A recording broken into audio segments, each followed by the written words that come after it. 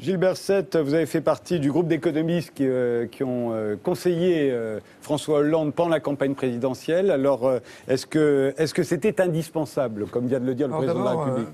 Moi, je crois qu'il y a trois choses à dire. La première chose, c'est qu'il faut quand même se satisfaire que la France veuille se mettre en situation de respecter des engagements qu'elle a pris. Ça, c'est quand même important. Et ces engagements ne viennent pas de Bruxelles. Ces engagements, Bruxelles n'est pas un sujet. Ces engagements ont été décidés collectivement par les chefs d'État qui constituent l'Union européenne et la zone euro. Donc c'est quand même quelque chose d'important. Ces engagements, ça concerne les 3%. Hein. Voilà, les 3%, absolument, et l'évolution de la dette française. Alors ça, c'est un premier point. Un deuxième point, c'est que dans les annonces qui ont été faites, on n'a encore pas tellement de détails. Ces détails vont venir la semaine prochaine. On en a déjà pas mal. La semaine prochaine. Troisièmement, je dirais, et là c'est un point forcément critique, l'élément dominant des annonces qui sont faites, sauf du côté des collectivités territoriales, où là il y a réellement des réformes structurelles qui sont envisagées, sinon on est dans une logique de rabot. Rabot généralisé. Et cette logique de rabot, par exemple, on en trouve la marque dans le gel de l'indice du point des fonctionnaires, gel des prestations. On peut penser quand même que c'est la manière la plus, certes facile, mais aussi pauvre et périlleuse à long terme de remplir des engagements.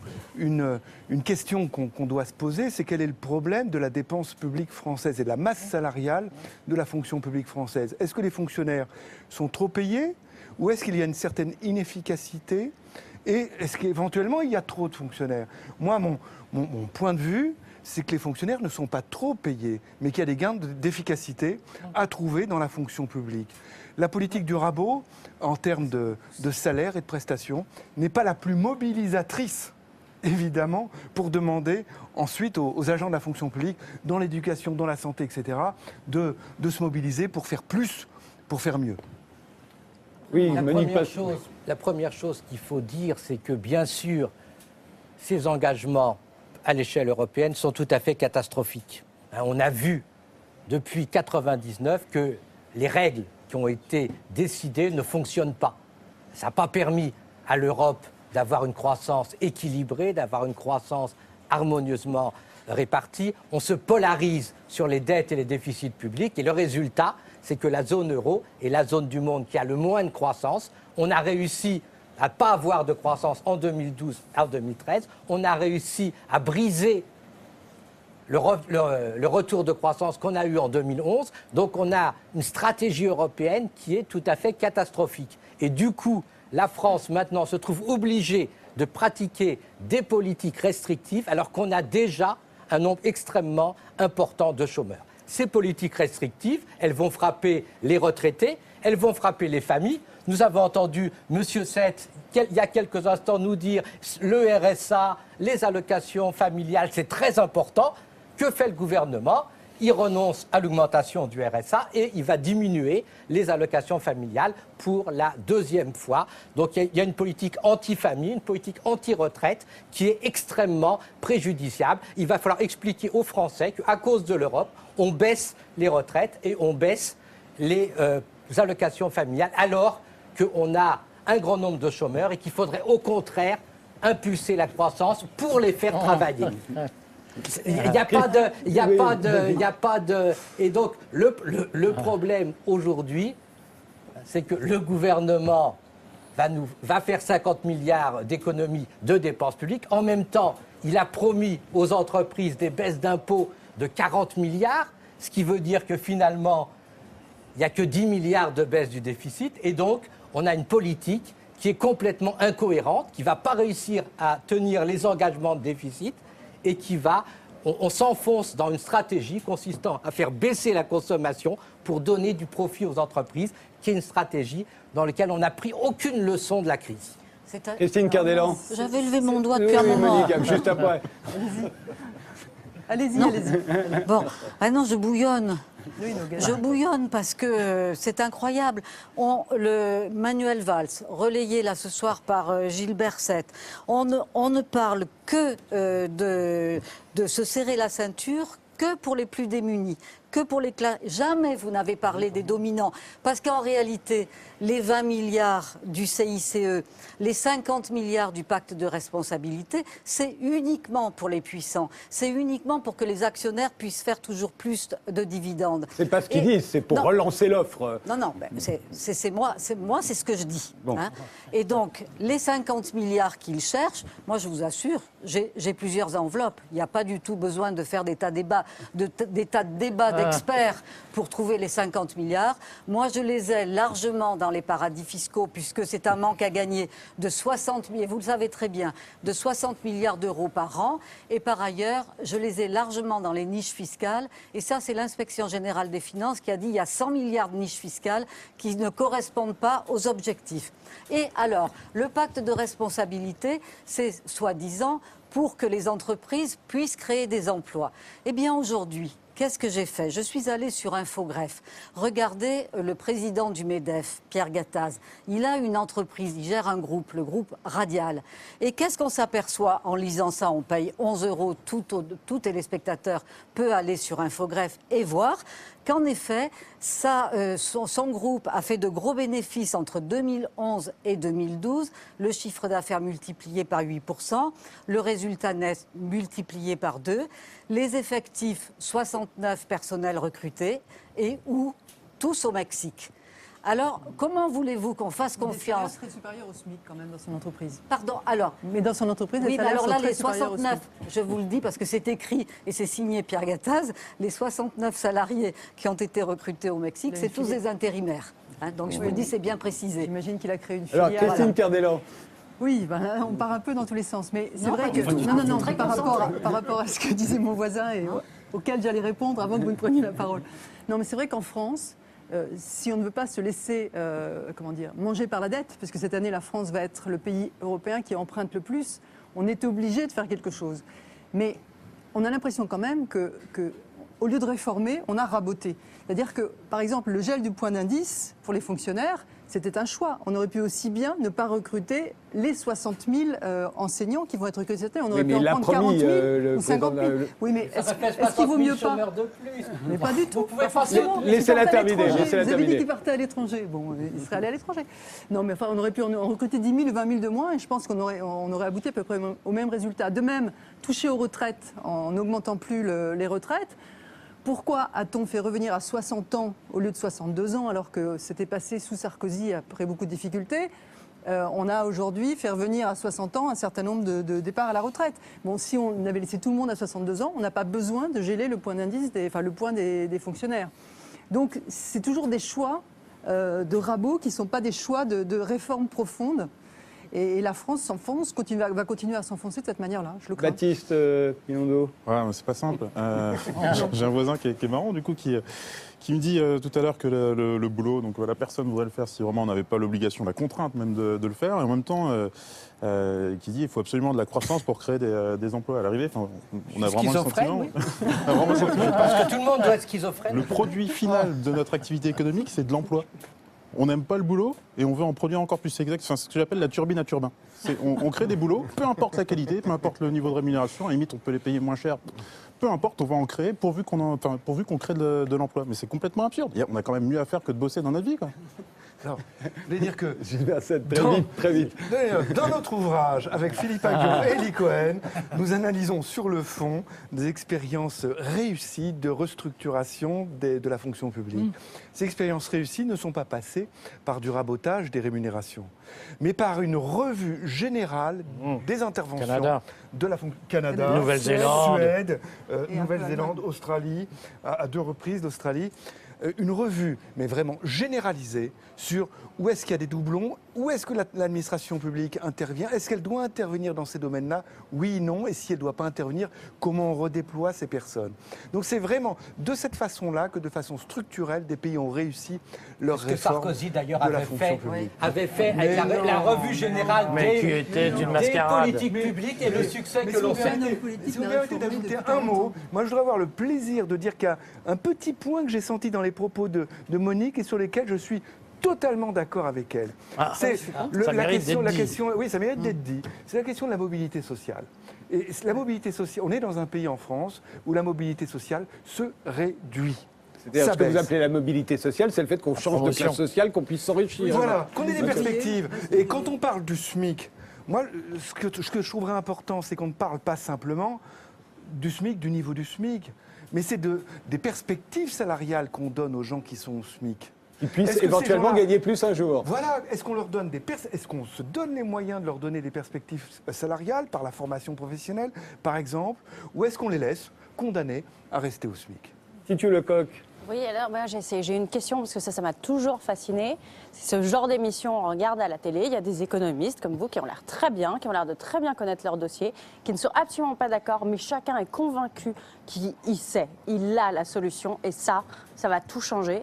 Et dans ce cas-là, pourquoi ça fait 30 ans que je n'entends parler que de la crise? Donc, il y a quand même un moment, c'est qu'il y a un problème. Le monde n'est pas conduit par des idées, le monde est conduit par des intérêts. Je veux dire, même si monsieur a des très bonnes idées avec lesquelles, voilà, il a des très bonnes idées, le problème c'est que ces idées, s'ils sont mis en œuvre, ben, ça détruirait complètement. Donc lui, ça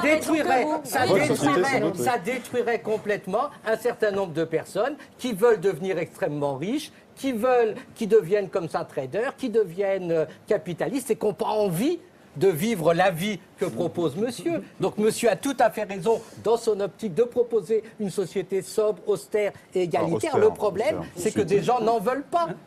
Convivial, et qu'on peut très bien, et que monsieur Seth estime, il a le droit qu'il faut une société inégalitaire avec des avec des différences importantes de revenus, avec des profits importants pour les plus riches, avec un SMIC très bas pour il faut vous assumer. Cécile Cardelande, très court. Je voudrais juste dire à notre jeune romancière que si vous entendez parler de la crise effectivement depuis 30 ans, c'est parce que vous êtes né en France. Vous seriez né en Chine, vous seriez né au Brésil, en Inde, et même au Canada, et même en Allemagne. En Allemagne, ça n'a pas été la crise tout le temps. Et puis en ce moment, en Allemagne, ça va bien. Il nous reste 5 minutes, vous allez vous les partager. Éric Varag et Michel Maffezoli. Je crois qu'on ne peut qu'être d'accord avec ce que disait Henri tout à l'heure. L'Europe dirigée par l'Allemagne, ça ne marche pas. Ça profite à l'Allemagne, ça ne profite pas aux autres pays européens.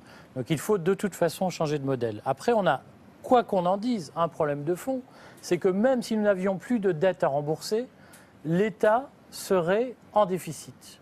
Et notre problème aujourd'hui, il est bien là. C'est que nous ne sommes pas en excédent primaire du budget de l'État. Donc même si nous supprimions la dette, nous devrions nous réendetter pour faire tourner la machine publique. Notre enjeu aujourd'hui, il est de revenir à un État qui soit équilibré et à un système où on n'est pas obligé en permanence de s'endetter pour faire tourner les services publics. Michel Maffezoli. Mademoiselle, il y a tout de même une réponse. Madame Charlot a une réponse. Elle a des enveloppes avec des milliards comme ça. Donc je regrette que vous ne soyez pas Premier ministre ou Président. Là, du coup, tout serait réglé. Non, sérieusement, est-ce qu'on ne peut pas imaginer que dans le fond, l'État, comme il y a un changement climatique, le climat sociétal est en train de changer et que ce n'est plus à partir de lois imposé par en haut que les choses se font, mais qu'à bien des égards, il faut de la flexibilité, il faut laisser de la labilité, il faut... Non mais... il se trouve qu'on a toujours pensé, il fallait des lois. On est le pays où il y a des lois et où on crève du fait qu'il y ait trop de lois. Qu'est-ce que... Élisée Reclus, il y avait mon ami Jean-Didier Vincent qui est venu en parler ici. Il disait une chose précise concernant l'anarchie. Il disait c'est l'ordre sans l'État. Et il se trouve que la postmodernité, c'est cela que ça va être, c'est-à-dire un ordonnancement des choses a posteriori et pas a priori. Et nous crevons du fait que c'est a priori qu'on essaie d'imposer les choses. Alors qu'il y ait des économistes, et c'est heureux, hein, moi je suis vraiment heureux de vous avoir entendu, vraiment. J'aurais appris des choses, je vais lire votre livre, etc. Mais vraiment, je vais le faire. Mais en même temps, je trouve que c'est totalement inintéressant. Voilà. C'est-à-dire c'est ailleurs qui est en train de se passer. Soyons attentifs à la vie, soyons attentifs à la bricole, au fait qu'on va se dépatouiller. Nos sociétés étaient des sociétés dramatiques. Il fallait qu'il y ait toujours une solution. Thèse, antithèse, synthèse, c'est ça le drame.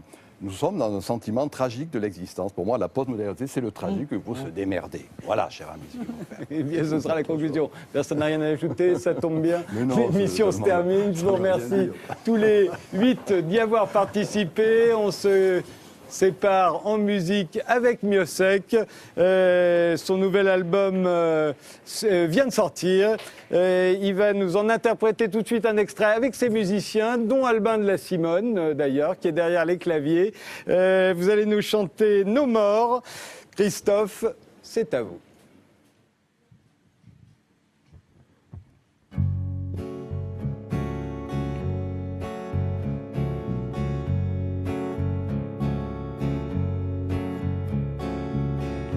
joue avec nos morts, on les suspend, on les décore, on les voit rire la nuit quand on s'endort. On les voit beaucoup plus beaux, on les voit beaucoup plus blancs, on les voit, on les entend comme s'ils étaient toujours là dehors.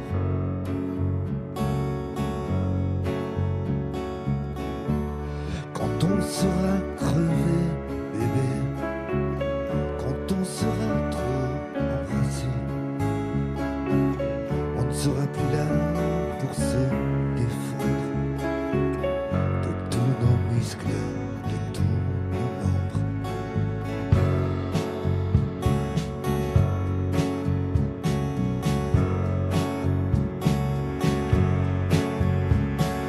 On joue avec nos morts, on les parfume, on édulcore, qu'on ce qui est gênant.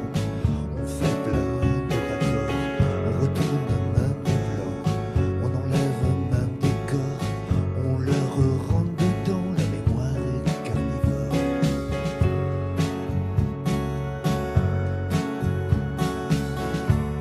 Quand on sera crevé, bébé, quand on sera tout dégonflé, on ne sera plus là pour se défendre de tous nos muscles, de tous nos membres. Quand on sera crevé, bébé, quand on sera tout dégonflé, nos lèvres pourront bien aller se fondre. On aura toujours nos mains pour bien nous s'entendre.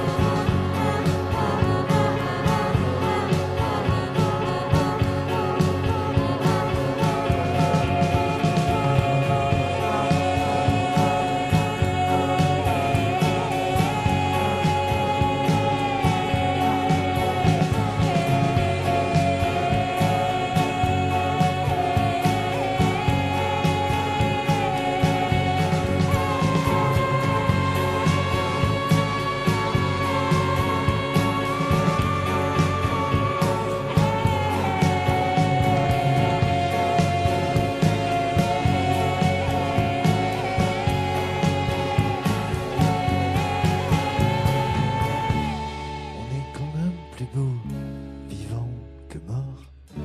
Même si on a l'air moins reposé, c'est qu'ici on fait trop d'efforts.